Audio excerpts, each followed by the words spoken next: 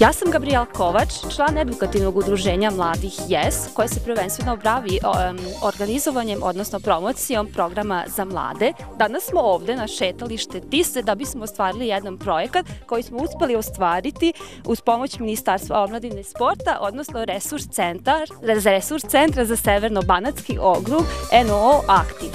Srednjoškolci i naši volonteri, odnosno članovi naše organizacije, očistili su danas šetalište na Tisi, šetalište Tiski cvet. Znači, očistili su od smeća, odnosno ofarbali su klupe i evo, uz to su se i dobro proveli.